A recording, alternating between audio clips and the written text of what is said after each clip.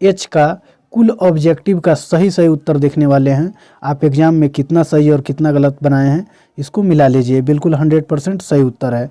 तो चलिए क्वेश्चन को शुरू करते हैं। क्वेश्चन नंबर एक में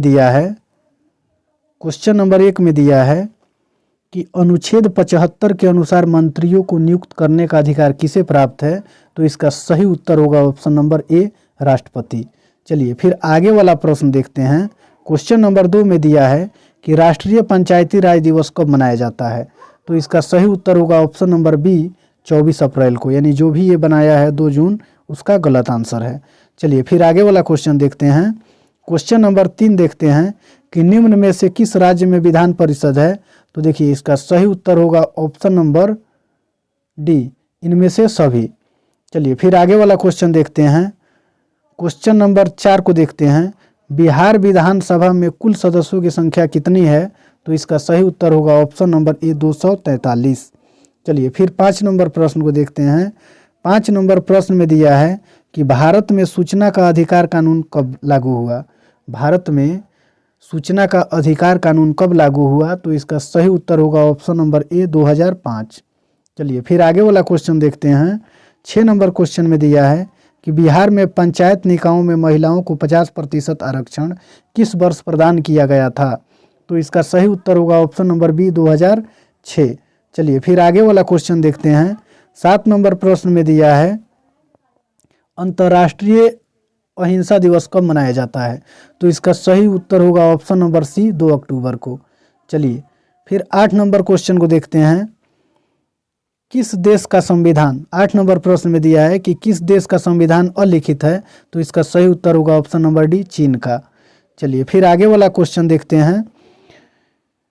G20 के 18वें शिखर सम्मेलन का मूल विषय क्या था? तो इसका सही उत्तर होगा ऑप्शन नंबर ए, एक धरती, एक परिवार, एक भविष्य।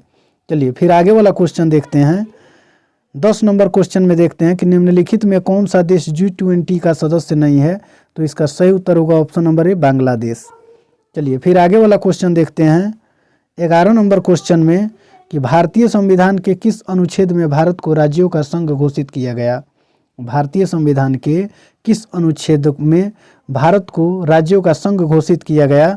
तो इसका सही उत्तर होगा ऑप्शन नंबर ए, अनुच्छेद 1। चलिए फिर आगे वाला 12 नंबर क्वेश्चन को देखते हैं। भारतीय न्यायपालिका किस प्रक्रिया के अंतर्गत कार्य करती है?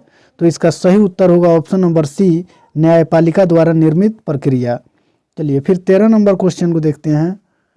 भारतीय संविधान के किस सूची पर केंद्र और राज्य दोनों कानून बना सकती है? तो इसका सही उत्तर होगा ऑप्शन नंबर सी, समवर्ती सूची पर। चलिए फिर आगे वाला क्वेश्चन देखते हैं। 14 नंबर प्रश्न में कि किस संविधान संशोधन द्वारा नगर निकायों को संवैधानिक दर्जा दिया गया है? तो इसका सही उत्तर होगा ऑप्शन नंबर बी, 74वां संशोधन के द्वारा। चलिए फिर आगे वाला क्वेश्चन देखते हैं। 15 नंबर क्वेश्चन में दिया है कि नगर निगम की स्थापना के लिए कम से कम कितनी जनसंख्या आवश्यक है? तो इसका सही उत्तर होगा ऑप्शन नंबर सी, 5 लाख से अधिक। चलिए फिर आगे वाला क्वेश्चन देखते हैं। 16 नंबर क्वेश्चन में है कि भारत की विदेश नीति के मूल सिद्धांतों का समावेश संविधान के किस अनुच्छेद में किया गया है? तो इसका सही उत्तर होगा ऑप्शन नंबर सी, अनुच्छेद 51। चलिए फिर 17 नंबर क्वेश्चन को देखते हैं। भारतीय विदेश नीति आधारित है, भारतीय विदेश नीति आधारित है, तो इसका सही उत्तर होगा ऑप्शन नंबर सी, गुट निरपेक्षता पर। चलिए फिर आगे वाला क्वेश्चन देखते हैं। 18 नंबर क्वेश्चन में है कि 1971 के भारत पाक युद्ध में किस नए देश का जन्म हुआ? तो इसका सही उत्तर होगा ऑप्शन नंबर बी, बांग्लादेश। चलिए फिर आगे वाला क्वेश्चन देखते हैं। 19 नंबर क्वेश्चन में है कि संयुक्त राष्ट्र संघ की स्थापना कब हुई थी? संयुक्त राष्ट्र संघ की स्थापना कब हुई थी? तो इसका सही उत्तर होगा ऑप्शन नंबर ए, 1945 में। चलिए फिर आगे वाला क्वेश्चन देखते हैं। संयुक्त राष्ट्र महासभा का मुख्यालय कहाँ है? संयुक्त राष्ट्र महासभा का मुख्यालय कहाँ है? तो इसका सही उत्तर होगा ऑप्शन नंबर ए, न्यूयॉर्क में। चलिए फिर 21 नंबर प्रश्न को देखते हैं। निम्न में से किस प्रधानमंत्री का कार्यकाल सबसे छोटा रहा? तो इसका सही उत्तर होगा option number D, Gulzari Lal Nanda का। चलिए फिर 22 नंबर प्रश्न को देखते हैं। निम्न में से कौन प्रधानमंत्री रिजर्व बैंक ऑफ इंडिया के गवर्नर रह चुके हैं? तो इसका सही उत्तर होगा option number C, Manmohan Singh. चलिए फिर आगे वाला क्वेश्चन देखते हैं। नोटा को विकल्प के रूप में सबसे पहले कब अपनाया गया? तो इसका सही उत्तर होगा ऑप्शन नंबर बी 2013 में। चलिए फिर 24 नंबर क्वेश्चन को देखते हैं। भारत और पाकिस्तान के बीच विवाद का मुख्य मुद्दा क्या है? तो इसका सही उत्तर होगा ऑप्शन नंबर डी, इनमें से सभी। आतंकवाद, सीमा विवाद और जल विवाद, ये तीनों विवाद है, इसलिए इसका सही उत्तर होगा ऑप्शन नंबर डी। चलिए फिर आगे वाला क्वेश्चन देखते हैं। कारगिल विजय दिवस कब मनाया जाता है? कारगिल विजय दिवस कब मनाया जाता है? तो इसका सही उत्तर होगा ऑप्शन नंबर ए, 26 जुलाई को। चलिए फिर 26 नंबर क्वेश्चन को देखते हैं। भारत के किस राष्ट्रपति ने पॉकेट वीटो का प्रयोग किया?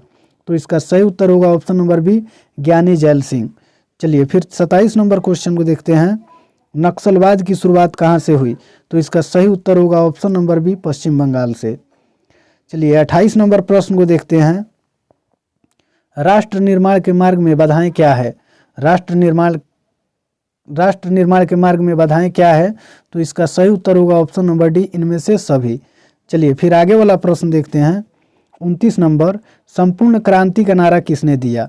तो इसका सही उत्तर होगा option number B, Jayaprakash Narayan ने। चलिए फिर आगे वाला क्वेश्चन देखते हैं। बिहार के प्रथम राज्यपाल कौन थे? बिहार के प्रथम राज्यपाल कौन थे? तो इसका सही उत्तर होगा ऑप्शन नंबर ए, जयराम दास दौलत। चलिए फिर आगे वाला प्रश्न देखते हैं। वर्तमान में संयुक्त राष्ट्र संघ के कितने सदस्य हैं? तो इसका सही उत्तर होगा ऑप्शन नंबर बी, 193। चलिए फिर आगे वाला क्वेश्चन देखते हैं। संयुक्त राष्ट्र संघ के महासचिव का कार्यकाल क्या है? संयुक्त राष्ट्र संघ के महासचिव का कार्यकाल क्या है? तो इसका सही उत्तर होगा ऑप्शन नंबर सी, 5 वर्ष। चलिए फिर 33 नंबर क्वेश्चन को देखते हैं। संयुक्त राष्ट्र संघ का सबसे नया सदस्य देश कौन है? संयुक्त राष्ट्र संघ का सबसे नया सदस्य देश कौन है? तो इसका सही उत्तर होगा ऑप्शन नंबर बी, दक्षिणी सूडान। चलिए फिर 34 नंबर क्वेश्चन को देखते हैं। संयुक्त राष्ट्र संघ की स्थापना का मुख्य उद्देश्य क्या है? तो इसका सही उत्तर होगा ऑप्शन नंबर सी, विश्व शांति एवं सुरक्षा। चलिए फिर आगे वाला क्वेश्चन देखते हैं। 35 नंबर क्वेश्चन में दिया है कि सुरक्षा परिषद के अस्थायी सदस्यों का कार्यकाल क्या है? तो इसका सही उत्तर होगा ऑप्शन नंबर बी, 2 वर्ष। चलिए फिर आगे वाला क्वेश्चन देखते हैं। गुट निरपेक्ष देशों का समूह एक संगठन है। गुट निरपेक्ष देशों का समूह एक संगठन है, तो इसका सही उत्तर होगा ऑप्शन नंबर बी, साम्यवादियों का देश, साम्यवादी देशों का। चलिए आगे वाला क्वेश्चन देखते हैं। गुट निरपेक्ष आंदोलन की प्रासंगिकता निहित है, तो इसका सही उत्तर होगा ऑप्शन नंबर सी, सदस्य राज्यों के सामाजिक व आर्थिक विकास में। चलिए 38 नंबर क्वेश्चन को देखते हैं। निम्न में से कौन सा सदस्य देश को सार्क का अंतिम सदस्य बनाया गया है? तो इसका सही उत्तर होगा ऑप्शन नंबर डी, अफगानिस्तान को। चलिए फिर 39 नंबर क्वेश्चन को देखते हैं। प्रथम गुट निरपेक्ष सम्मेलन कहाँ आयोजित हुआ था? प्रथम गुट निरपेक्ष सम्मेलन कहाँ आयोजित हुआ था? तो इसका सही उत्तर होगा ऑप्शन नंबर सी, बेलग्रेड में। चलिए 40 नंबर क्वेश्चन को देखते हैं। दक्षेस के महासचिव का कार्यकाल क्या होता है? तो इसका सही उत्तर होगा ऑप्शन नंबर बी, 3 वर्ष। चलिए फिर आगे वाला क्वेश्चन देखते हैं। 41 नंबर क्वेश्चन में कि केंद्र राज्य संबंध किस अनुसूची में शामिल है? तो इसका सही उत्तर होगा ऑप्शन नंबर ए, 7वीं। चलिए फिर आगे वाला क्वेश्चन देखते हैं। कौन सा अनुच्छेद भारतीय संविधान की आत्मा के रूप में जाना जाता है? कौन सा अनुच्छेद भारतीय संविधान की आत्मा के रूप में जाना जाता है? तो इसका सही उत्तर होगा ऑप्शन नंबर सी, अनुच्छेद 32। चलिए फिर आगे वाला क्वेश्चन देखते हैं। अध्यादेश जारी करने का अधिकार राष्ट्रपति का कौन सा अधिकार है? तो इसका सही उत्तर होगा ऑप्शन नंबर ए, विधायी। क्वेश्चन को देखते हैं। अध्यक्षात्मक शासन का उदय सर्वप्रथम किस देश में हुआ? तो इसका सही उत्तर होगा ऑप्शन नंबर ए, अमेरिका। चलिए फिर 45 नंबर क्वेश्चन को देखते हैं। एक्ट ईस्ट नीति किस प्रधानमंत्री द्वारा शुरू की गई थी? तो इसका सही उत्तर होगा option number D, Narendra Modi के द्वारा। चलिए फिर आगे वाला क्वेश्चन देखते हैं। 17वीं लोकसभा का चुनाव कब हुआ था? 17वीं लोकसभा का चुनाव कब हुआ था? तो इसका सही उत्तर होगा ऑप्शन नंबर डी, 2019 में। चलिए फिर 47 नंबर क्वेश्चन को देखते हैं। आम आदमी पार्टी को राष्ट्रीय पार्टी का दर्जा कब मिला? तो इसका सही उत्तर होगा ऑप्शन नंबर डी, 2023 में। चलिए फिर क्वेश्चन नंबर 48 को देखते हैं। वर्तमान में भारत में कितने राष्ट्रीय दल हैं? तो इसका सही उत्तर होगा ऑप्शन नंबर डी 8। चलिए फिर आगे वाला प्रश्न देखते हैं। नीति आयोग की स्थापना कब की गई? नीति आयोग की स्थापना कब की गई? तो इसका सही उत्तर होगा ऑप्शन नंबर बी 2015 में। चलिए फिर 50 नंबर क्वेश्चन को देखते हैं। ताशकंद समझौता किन देशों के मध्य हस्ताक्षरित हुआ था? तो इसका सही उत्तर होगा option number A Bharat Pakistan. चलिए फिर 51 नंबर क्वेश्चन को देखते हैं। संपत्ति के अधिकार को कानूनी अधिकार कब बनाया गया? संपत्ति के अधिकार को कानूनी अधिकार कब बनाया गया? तो इसका सही उत्तर होगा ऑप्शन नंबर बी 1978 में। चलिए फिर आगे वाला क्वेश्चन देखते हैं। निम्न में से किस देश ने दोहरी नागरिकता का सिद्धांत स्वीकार नहीं किया? तो इसका सही उत्तर होगा ऑप्शन नंबर ए भारत ने। चलिए फिर 53 नंबर क्वेश्चन को देखते हैं। मौलिक अधिकारों से संबंधित अनुच्छेद है? तो इसका सही उत्तर होगा ऑप्शन नंबर ए अनुच्छेद 12 से 35 तक। फिर 54 नंबर क्वेश्चन को देखते हैं। निम्न में से कौन मौलिक अधिकारों का संरक्षक है? तो इसका सही उत्तर होगा ऑप्शन नंबर डी उच्चतम न्यायालय। चलिए फिर आगे वाला क्वेश्चन देखते हैं। नीति निर्देशक सिद्धांतों का उद्देश्य है? तो इसका सही उत्तर होगा ऑप्शन नंबर सी सामाजिक और आर्थिक लोकतंत्र स्थापित करना। चलिए फिर आगे वाला क्वेश्चन देखते हैं। राज्य के नीति निर्देशक तत्वों का उल्लेख है? तो इसका सही उत्तर होगा ऑप्शन नंबर बी अनुच्छेद 36 से 51 में। चलिए फिर 57 नंबर क्वेश्चन को देखते हैं। भारतीय संविधान में कितने मौलिक कर्तव्यों का उल्लेख है? तो इसका सही उत्तर होगा ऑप्शन नंबर सी 11 को देखते हैं। कौन सा अनुच्छेद मंत्रिमंडल की नियुक्ति व पदच्युति से संबंधित है? तो इसका सही उत्तर होगा ऑप्शन नंबर डी अनुच्छेद 75। चलिए फिर 59 नंबर क्वेश्चन को देखते हैं। भारत के प्रथम कानून मंत्री थे? तो इसका सही उत्तर होगा option number A Bhimrao Ambedkar. चलिए फिर 60 नंबर क्वेश्चन को देखते हैं। भारत का प्रधानमंत्री वास्तविक प्रधान है? तो इसका सही उत्तर होगा ऑप्शन नंबर बी केंद्र सरकार का। चलिए फिर आगे वाला क्वेश्चन देखते हैं। भारत में राजनीतिक सत्ता का प्रमुख स्रोत कौन है? तो इसका सही उत्तर होगा ऑप्शन नंबर ए जनता। चलिए फिर 62 नंबर क्वेश्चन को देखते हैं। निम्न में कौन भारतीय राजनीतिक व्यवस्था की विशेषता नहीं है? तो इसका सही उत्तर होगा ऑप्शन नंबर डी संघात्मक व्यवस्था। चलिए फिर आगे वाला क्वेश्चन देखते हैं। भारत के संदर्भ में निम्न में से कौन धर्मनिरपेक्ष शब्द का सही भाव व्यक्त करता है? तो इस प्रश्न का सही उत्तर होगा ऑप्शन नंबर बी भारत में राज्य का कोई धर्म नहीं है। चलिए फिर आगे वाला क्वेश्चन देखते हैं। 64 नंबर क्वेश्चन को देखते हैं। भारत की संघात्मक व्यवस्था निम्नलिखित में से किसे प्रभावित है? तो इसका सही उत्तर होगा ऑप्शन नंबर ए कनाडा से। चलिए 65 नंबर क्वेश्चन को देखते हैं। भारत में न्यायिक पुनरीक्षण की संकल्पना किस देश से ली गई है? तो इस प्रश्न का सही उत्तर होगा ऑप्शन नंबर सी अमेरिका। चलिए फिर आगे वाला क्वेश्चन देखते हैं। पंचायती राज निम्न में से किस सूची में शामिल है? तो इस प्रश्न का सही उत्तर होगा ऑप्शन नंबर सी राज्य सूची में। फिर 67 नंबर प्रश्न को देखते हैं। किस अनुसूची में दल बदल विरोधी कानून संबंधी प्रावधान है? तो इस प्रश्न का सही उत्तर होगा ऑप्शन नंबर डी 10वीं अनुसूची। चलिए फिर 68 नंबर क्वेश्चन को देखते हैं। निम्नलिखित में कौन सा विषय समवर्ती सूची में शामिल है? तो इस प्रश्न का सही उत्तर होगा ऑप्शन नंबर बी शिक्षा।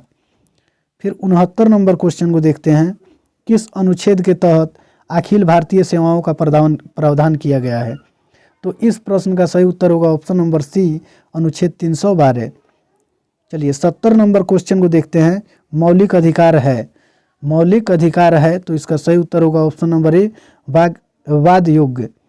चलिए फिर आगे वाला क्वेश्चन देखते हैं। दक्षेस की स्थापना का विचार किसने प्रस्तावित किया था?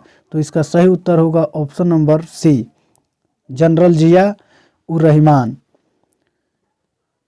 चलिए फिर आगे वाला प्रश्न देखते हैं। क्वेश्चन नंबर 72 को संयुक्त राष्ट्र संघ के किस अंग को दुनिया का पुलिस कहते हैं? तो इस प्रश्न का सही उत्तर होगा ऑप्शन नंबर बी सुरक्षा परिषद। चलिए फिर 73 नंबर प्रश्न को देखते हैं। सार्क का प्रथम शिखर सम्मेलन कहाँ हुआ था? तो इसका सही उत्तर होगा ऑप्शन नंबर सी ढाका में। चलिए फिर आगे वाला क्वेश्चन देखते हैं।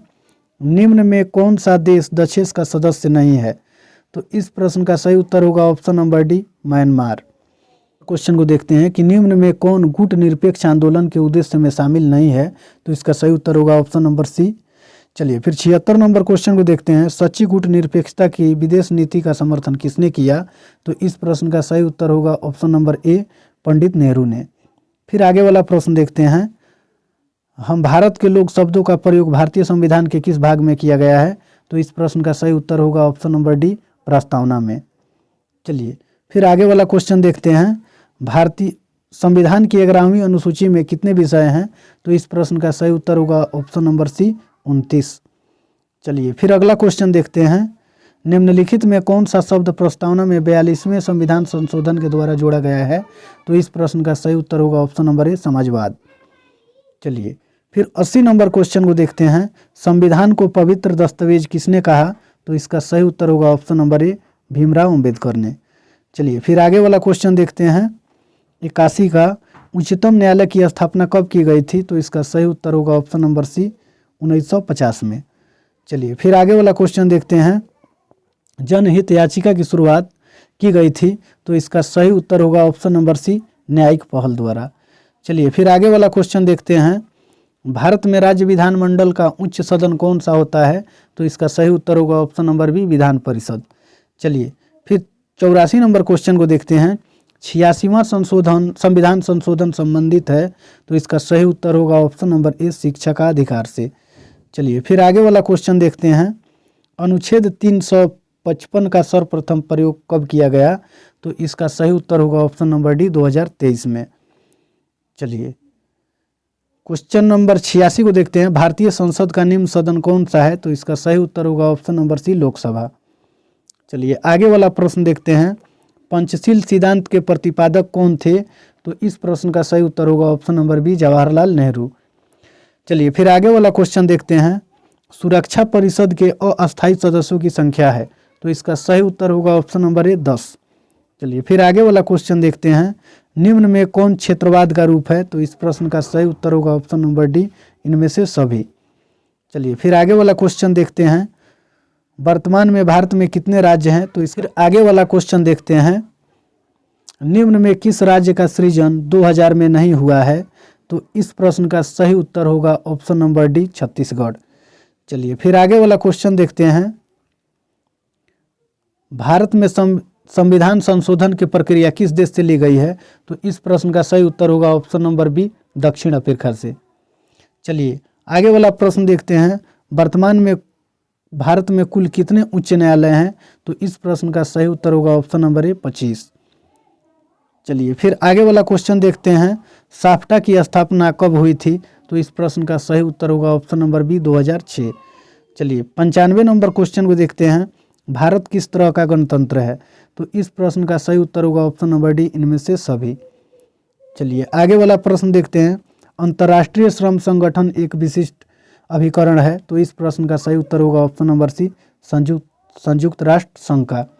चलिए फिर आगे वाला क्वेश्चन देखते हैं, अंतर्राष्ट्रीय परमाणु ऊर्जा अभिकरण की स्थापना कब हुई, तो इस प्रश्न का सही उत्तर होगा ऑप्शन नंबर बी, 1957। चलिए 98 नंबर क्वेश्चन को देखते हैं, जनहित याचिका कहाँ पर दायर की जाती है, तो इस प्रश्न का सही उत्तर होगा ऑप्शन नंबर डी, इस प्रश्न का सही उत्तर होगा इनमें से सभी, इनमें से सभी होगा, इसमें ऑप्शन दिया ही नहीं है, इसमें भी और इसमें भी।